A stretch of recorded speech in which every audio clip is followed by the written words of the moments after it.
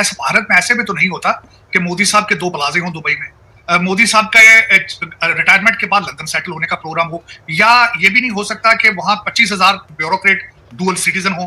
भारत के अंदर डॉक्टर जयशंकर के कोई अभी तक लंदन की प्रॉपर्टी डिस्क्लोज नहीं हुई, हालांकि वहां पे भी जर्नलिस्ट हैं, वहां भी यूट्यूब के कई लौंडे लपाड़े मौजूद हैं जो यहाँ पे मौजूद हैं।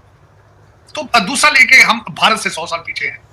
अगर देखा जाए, मैंने शायद आपके साथ शेयर नहीं किया, मैं एक छोटा सा रेफरेंस पढ़ के देना चाहता हूं कि आज हम जिस हालात पे हैं उसकी एक सबसे बड़ी वजह ये है। मैं डेफिनेटली आपको साथ नंबर देना चाहूंगा कि ये हम अब जहां तक पहुंचे हैं, हम किस तरह पहुंचे हैं और कहां अभी तक खड़े हैं, और दुनिया हमें देख रही है। हमारे पास ये नहीं है कि दुनिया को पता नहीं है, दुनिया को पता है, बल्कि दुनिया हमें बता रही है। ये female literacy rate in Asia 2024 की रिपोर्ट है, और उसमें उन्होंने सारे उस नक्शे में सिर्फ 3 कंट्रीज को उन्होंने रेड किया है जहां पे औरतें अनपढ़ तरीन है, जिनके पास तालीम के हालात नहीं।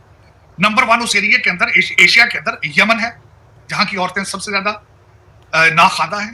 दूसरा नंबर अफगानिस्तान का है, तीसरा नंबर पाकिस्तान का।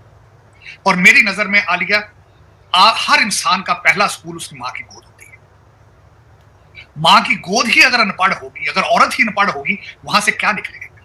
वो फिर क्या निकलते हैं? वो फिर लौंडे लपाड़े निकलते हैं, जिनके हाथ में यूट्यूब आ जाए या ट्वीट आ जाए तो वो तबाही फेर देते हैं। दुनिया का वाहिद मुल्क होगा वहां पे जहां पे एक ऑक्सफोर्ड ग्रेजुएट 20 साल 25 साल कहता है मैंने सियासत की जद्दोजहद की है, अब वो मुर्शिद बन चुका है, अब वो मजहबी लीडर है, इस वक्त मजहबी पेशवा है।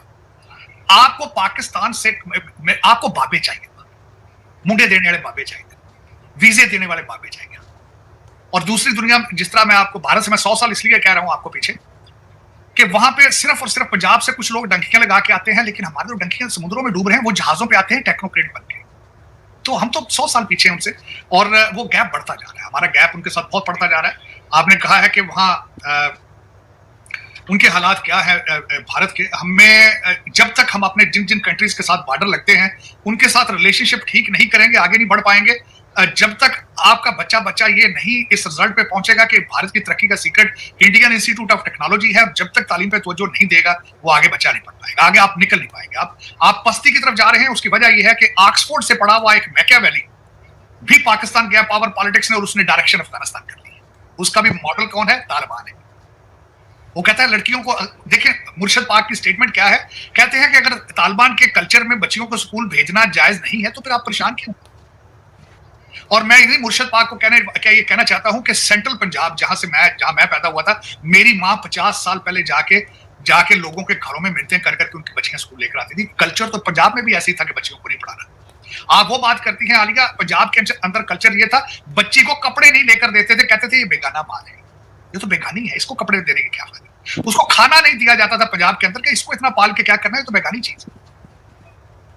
तो आप कहां खड़े? मैंने अभी आपके पास एशियन आपकी ईमेल रखी है, आपकी लिटरेसी रेट रखा है, तो इसमें से तरक्की हो सकती है आपकी, आप बच के निकल पा सकते हैं आप, अगर जब आपका माइंडसेट तालिबान है। मैं बल्कि इस पे क्वेश्चन कर रहा हूं, बीएलए, टीटीपी और पीटीआई तीनों का ऑब्जेक्टिव सिर्फ यही है कि पाकिस्तान को जला के राख कर दिया जाए। ऑब्जेक्टिव एक है तीनों का। और उनके हाथ में टूल इस वक्त क्या है? स्मार्टफोन, और कुछ भी नहीं। ये मैं बल्कि इस पे थोड़ा सा, अगर मुझे इजाजत दें तो मैं इस पे बलूचिस्तान को, मैं बल्कि बात उस पे बलूचिस्तान पे करना चाहता था। देखिए बलूचिस्तान के साथ जुल्म क्या है। वहां पे आपको एक सीरियस सर्जरी की जरूरत थी, वहां पे स्टिचेस लगने चाहिए थे, लेकिन हर गवर्नमेंट उसके ऊपर उसकी पट्टी चेंज करके तो आगे चलती गई। पट्टी किस तरह चेंज की जाती थी? वहां पे क्लास एक सूबे का हिस्सा, ए क्लास कौन सा है? जहां पे पुलिस है। बी क्लास कौन है? जहां पे लेवीज है। लेवीज क्या है? लेवीज एक इंडिपेंडेंट पुलिस है जो सरदार खुद बनाते हैं अपने रिश्तेदारों को भर्ती करके। गवर्नमेंट उनको पैसे देती है, लेवीज की तरह वो खा पी जाते हैं सारे सरदार। करते क्या है इस वक्त रवाज है, ये आप इस पे सर्वे करके देख लें, जो हर सरदार का घर कराची और इस्लामाबाद में होना, ये this is part of the culture.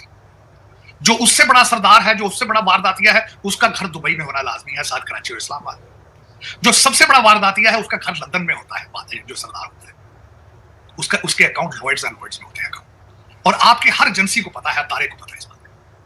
और लेकिन अब हुआ क्या है कि वो जो बच्चे नीचे जिनका हक सरदार खा रहे थे, उनके हाथों में स्मार्टफोन आ चुका है, वो आपके गले पड़ रहे हैं। दूसरा, ये मुर्शिद पाक की जो पार्टी है, ये भी सारी जो है ट्वीट और यूट्यूब के ऊपर चल रही है।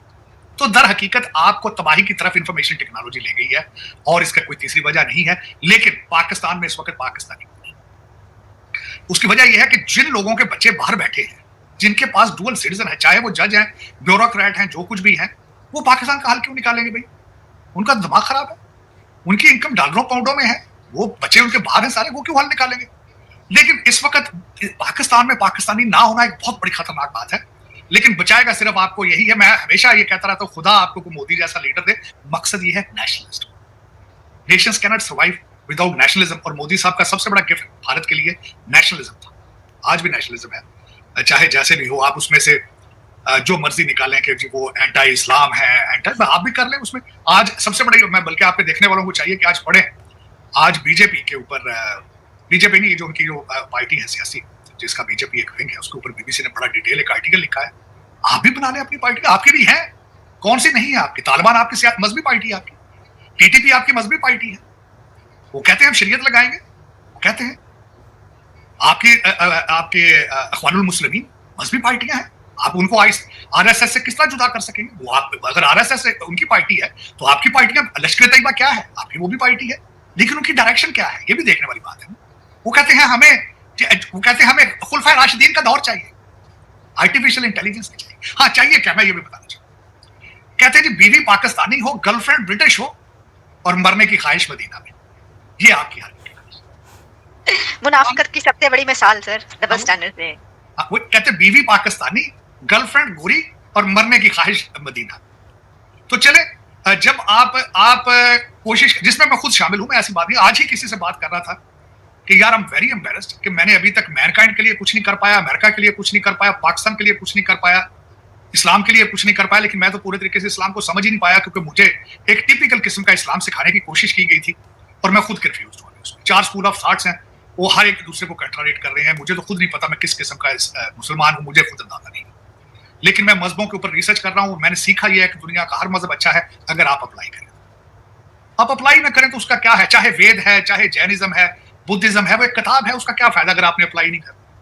और दुनिया का हर मजहब आपको प्यार मोहब्बत का मैसेज दे रहा है, और अगर आप उसी को नहीं समझ रहे हैं, आप समझते हैं नफरतों के साथ सोल्यूशन निकालना है, तो गॉड ब्लेस यू। फिर वो तो बड़ा मुश्किल है। डोनाल्ड ट्रंप साहब, क्योंकि उनके अभी 3.5 साल बाकी है, अभी 3.5 साल होगा। उन्होंने दुनिया तो शेकअप कर दी है, इसमें कोई शक नहीं है, बल्कि उसका रिजल्ट अभी तक कोई सामने नहीं आया। मैं big defender of Donald Trump's policies, लेकिन अफसोस के साथ ये कहूंगा कि किसी भी जंग को अभी तक वो क्लोज नहीं कर पाए। आज की खबर ये, लेकिन सीज फायर जब तक मेंटेन नहीं होगा, उस सीज फायर के ऐलान का कोई फायदा नहीं है। वो तो रुक जाएगा, लेकिन दूसरे हालात का क्या बनेगा?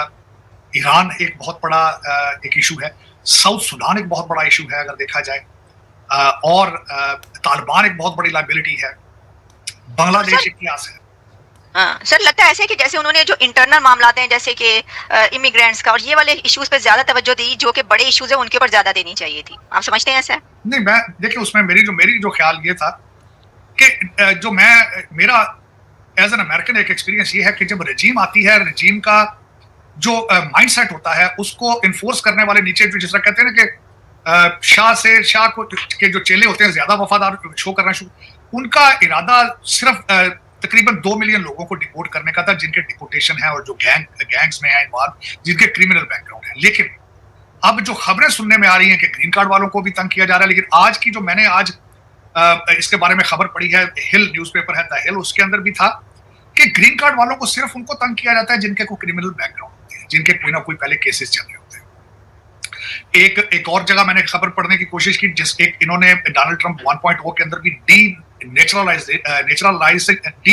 नेचुरलाइजेशन डिपार्टमेंट को बनाया था, जिसमें लोगों जो सिटीजन थे उनको भी निकालने की कोशिश की गई थी। मैंने मजीद उसके बारे में पढ़ा है, बल्कि आपके देखने वालों को मैं एडवाइस भी करूंगा। तो उसमें एक फॉर्म N400 होता है, उस N400 के ऊपर जो कुछ आपने, उसके अंदर जो जराइम है, अगर आप किसी भी जुर्म में उसमें जो इन्वॉल्व है, तो फिर आपको डी नेचुरलाइज किया जा सकता है बाय लॉ। लेकिन वो फेडरल जज के सामने जाएगा केस, वहां आपको सफाई देने का मौका दिया जाएगा और उसके बगैर आपसे सिटीजनशिप नहीं ली जा सकती। इतना आसान काम नहीं है।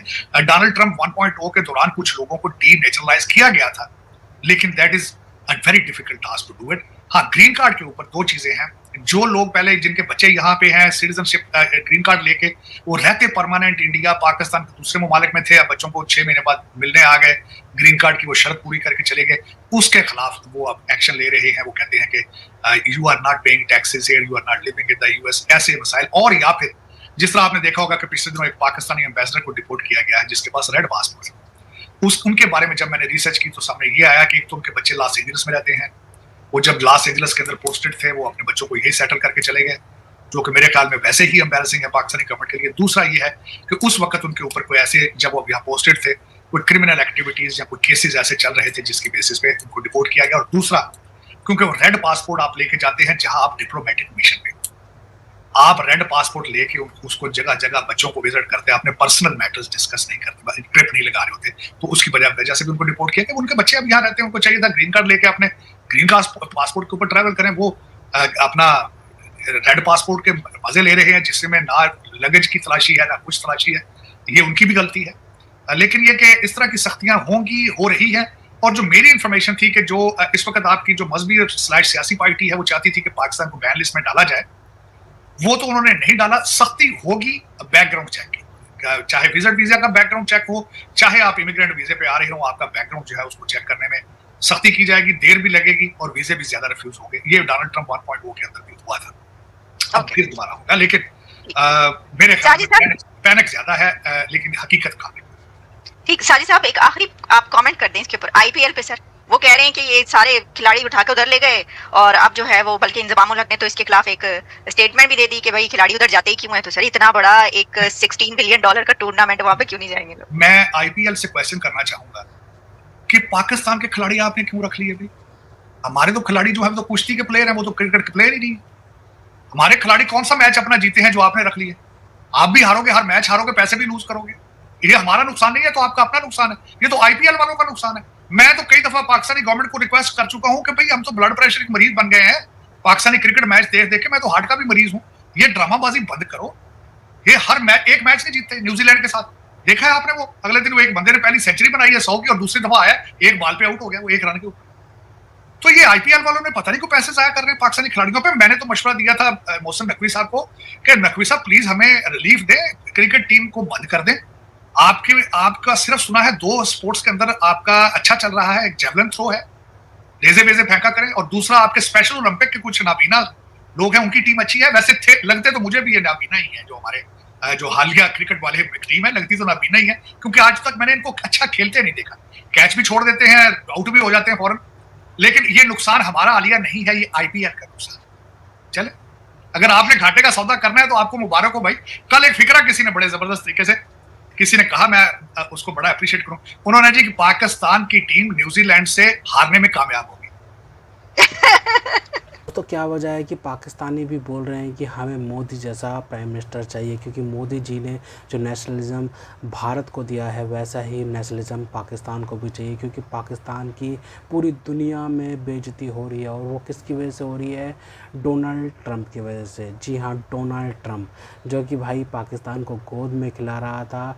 ठीक है भाई साहब, पाकिस्तान को भाई साहब पैसे भी फेंके। ठीक है भाई, मतलब यही डोनाल्ड ट्रंप है ना जिसने 33 बिलियन कहा था। 33 बिलियन खा गया पाकिस्तान हमारे, और हमारे लिए कुछ करा भी नहीं। वही डोनाल्ड ट्रंप पाकिस्तान को गोद में खिला रहा था। जेडी वेंस, जो कि भाई साहब पाकिस्तान का वाइस प्रेसिडेंट, क्या बोलते हैं, अमेरिका का वाइस प्रेसिडेंट है, जो कि पाकिस्तान में आया, और उसको आसिम मुनीर ने सूट बूट पहन के भाई साहब बूट पॉलिसी ने मतलब कि रिसीव किया। और उसके बाद भाई मीटिंग हुई, ईरान की लीडरशिप भी आई और अमेरिका की लीडरशिप भी आई, और दोनों के बीच बातचीत हुई। 21 घंटे की बातचीत हुई और उसमें से नतीजा कुछ नहीं निकला, क्योंकि अमेरिका एक शर्त देता था तो भाई साहब क्या बोलते हैं 4 शर्त ईरान भी देता था, 4 शर्त के बदले 8 शर्त अमेरिका देता था। तो भाई इस वजह से ये टॉक्स फेल्ड हो गई और पाकिस्तान की इंटरनेशनल बेइज्जती हो रही है। भाई साहब पाकिस्तान की इंटरनेशनल बेइज्जती हो रही है भाई इस डायलॉग करवाने के ऊपर, क्योंकि भाई साहब भिखारी कभी भी डायलॉग नहीं करवा सकते हैं। और इसी वजह से थू हो रही है पाकिस्तान की पूरी दुनिया में, क्योंकि भाई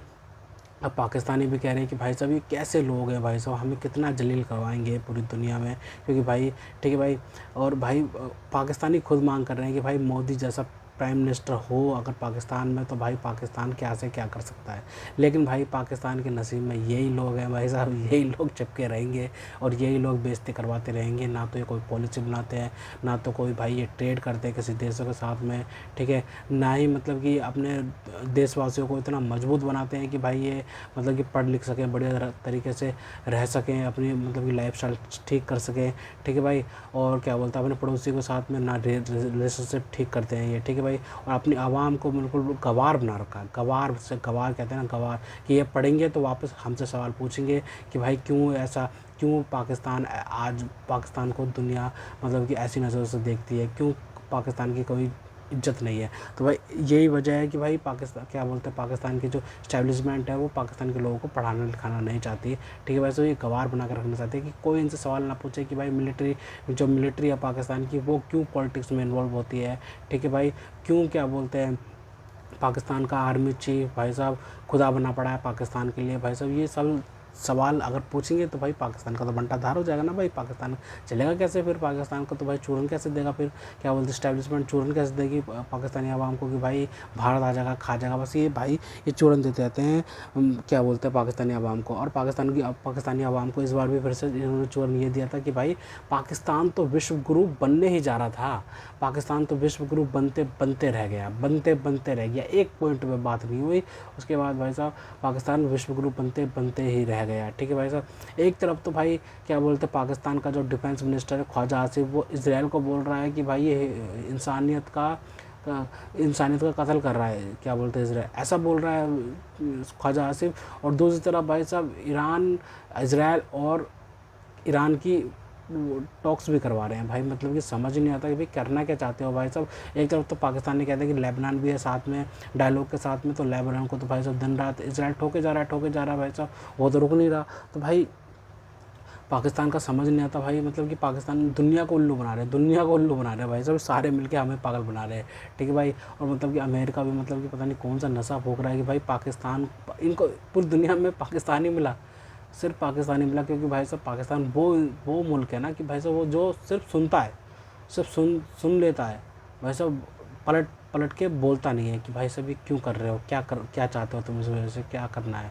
ठीक है भाई साहब, अमेरिका को ऐसा बंदा चाहिए जो बस अमेरिका की सुनता रहे, बदले में जवाब ना दे। बस इस वजह से भाई साहब अमेरिका जो है ना पाकिस्तान को क्या बोलते हैं, अमेरिका पाकिस्तान को इस्तेमाल करता है भाई साहब, हमेशा से करता है भाई। पाकिस्तान क्या बोलता है, अमेरिका का तो इतिहास रहा है। अमेरिका जब अफ़गानिस्तान में घुसा था तो किसने सपोर्ट करा था भाई, पाकिस्तान ने तो अमेरिका को सपोर्ट करा था भाई साहब। ठीक है भाई साहब, मुहाजिर बना के क्या बोलते हैं अफ़गानिस्तान के ख़िलाफ़ क्या बोलते हैं अमेरिका को सपोर्ट करवाया था। ठीक है भाई साहब, वो क्या बोलते हैं रशिया को सोवियत यूनियन को निकालने के लिए भाई साहब, उसके बाद अमेरिका को इतना सपोर्ट करा था, अपनी ज़मीन दी थी। ठीक है भाई साहब, तालिबानी लड़ा के तैयार करे थे। और उसके बाद भाई क्या बोलते हैं अफ़गानिस्तान की जो रजीम थी भाई साहब उसको चेंज करवा दिया था भाई साहब, पाकिस्तानियों की वजह से तो हुआ, पाकिस्तानियों ने तो बनाया था तालिबान को भाई साहब, ये तो पूरी दुनिया जानती है। और लेकिन भाई वही तालिबानी भाई पाकिस्तान को ठोक रहे हैं भाई साहब। मतलब कि अमेरिका इतना सारा असला छोड़ के चला गया था क्या बोलते हैं अफ़गानिस्तान में। ठीक है भाई साहब, वही असला इस्तेमाल कर रहा है अफ़गानिस्तान पाकिस्तान को ठोकने के लिए। और भारत तो बैठा ही पड़ा है भाई साहब। ठीक है, अपना ऑपरेशन सिंदूर 2 लॉन्च करने के लिए स्टैंड बाय पे है भाई। ठीक है भाई साहब, और दूसरी तरफ पाकिस्तान मतलब कि इस्लामिक देशों को सिक्योरिटी देता फिर रहा है। ठीक है भाई साहब, सऊदी अरेबिया को दे रहा है, सबको दे रहा है। ठीक है भाई साहब, आलम इस्लाम का भाई चौधरी बनना चाहता है पाकिस्तान। लेकिन भाई साहब पाकिस्तान की जो मतलब बेइज्जती हुई है ना स्टॉक्स में भाई साहब, मतलब कि कुछ भी नहीं निकला है स्टॉक्स में, कुछ भी नहीं निकला। ठीक है भाई साहब, पाकिस्तान की हर जगह पे भाई बेइज्जती हो रही है अब, क्योंकि भाई मतलब कि अगर ये टॉक्स हो जाती तो भाई पाकिस्तान कहता है कि देखो मैं तो आलम इस्लाम का पीस करवाने का भाई साहब एक मतलब कि एक चौधरी हूँ। और भाई साहब आप जिसको भी अपने मतलब कि लड़ाई झगड़े बंद करवाने हैं वो पाकिस्तान का रुख करे। क्योंकि भाई साहब पाकिस्तान सोच रहा था कि मैं दूसरा कतर हूँ, जैसे कतर में होते थे ना सारी की सारी बातचीत वगैरह डायलॉग वगैरह, किसी भी कॉन्फ्लिक्ट होता तो वर्ल्ड का कॉन्फ्लिक्ट होता तो भाई कतर में जाकर सॉल्व होता था। तो भाई पाकिस्तान सोच रहा था अब हम सॉल्व करवाएंगे, अब हम निगोशिएटर बनेंगे पूरी दुनिया के लिए कि भाई हम निगोशिएट करवाएंगे, पूरी दुनिया का डायलॉग करवाएंगे भाई। अब इस वजह से पैसे मिलेंगे हमें। ठीक है भाई, सब डॉलर मिलते रहेंगे और पाकिस्तान चलता रहेगा, जैसे भी रंग चल रहा है चलता रहेगा।